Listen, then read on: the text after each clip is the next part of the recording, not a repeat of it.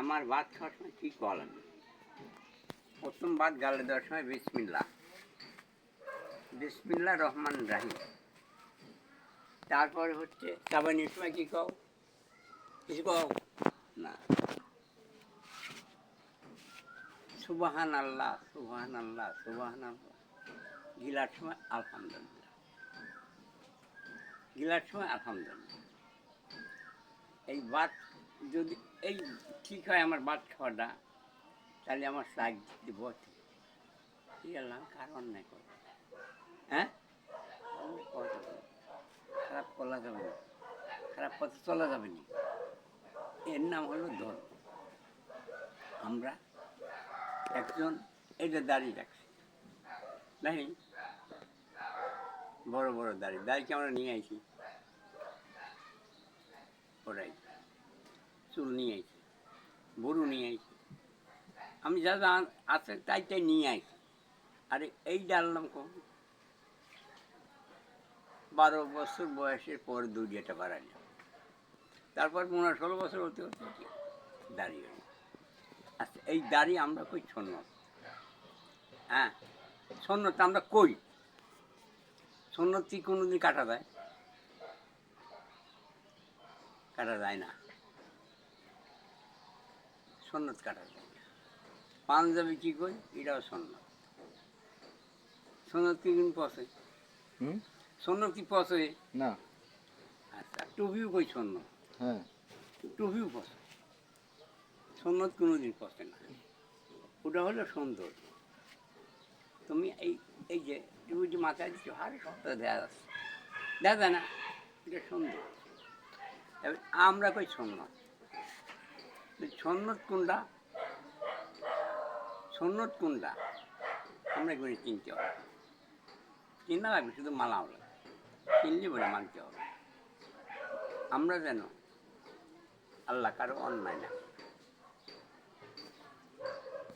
যেরকম আমার নবী করিম সাল্লাল্লাহু সাল্লাম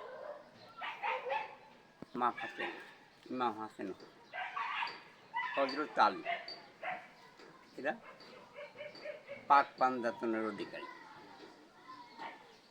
এই 5 জন আইলে পারতেন, এই 5 জন না আলে ধনীই হতো না।